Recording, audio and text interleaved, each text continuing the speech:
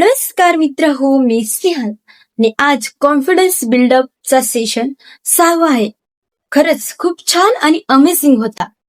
यामध्ये काय झालं, डेली प्रमाणे 10 मिनिट्स व्यायाम, देन 10 मिनिट्स मेडिटेशन आणि नंतर काय झालं तर प्रत्येकाला आपलं 10-10 मिनिटं एक रिव्हिजन सेशन होतं. काय समजलं आपण डेली करतोय या ऍक्टिव्हिटी मधून, काय समजलं आपल्यात, काय इम्प्रूव्हमेंट झाल्या आणि स्टोरी टेलिंग सुद्धा होती आणि खरंच खूप छान आणि अमेझिंग होते.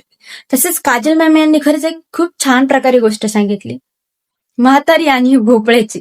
काहीच खरंच अमेझिंग होती, खूप छान होती. त्यानंतर रिव्हिजन सेशन झाली.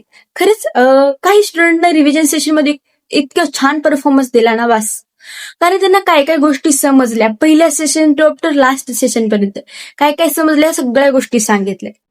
देन निकिता मॅमने एक वाक्य सांगितलं, थेंबे थेंबे तळे साचे.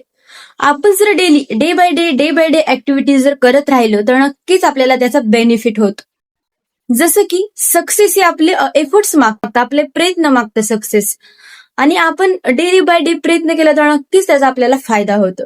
सो गाईज खरंच खूप छान आणि अमेझिंग होता आजचं सेशन आणि मला खूप दिवसांदिवस माझा सुद्धा कॉन्फिडन्स वाढत चालला आहे, कारण प्रत्येक गोष्ट समजायला लागल्यात. आधी एवढ्या गोष्टी समजत नव्हत्या, पण आता एका क्विक ऍक्शन मध्ये आपल्याला गोष्टी समजतात मला सुद्धा आणि आमच्या टीमला सुद्धा.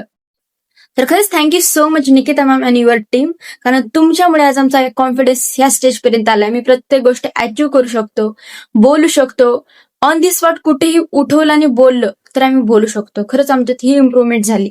Thank you so much Nikita ma'am आणि युअर टीम. चलो बाईज, भेटूया नेक्स्ट ब्लॉग मध्ये आणि आपल्या पेजला फॉलो करा.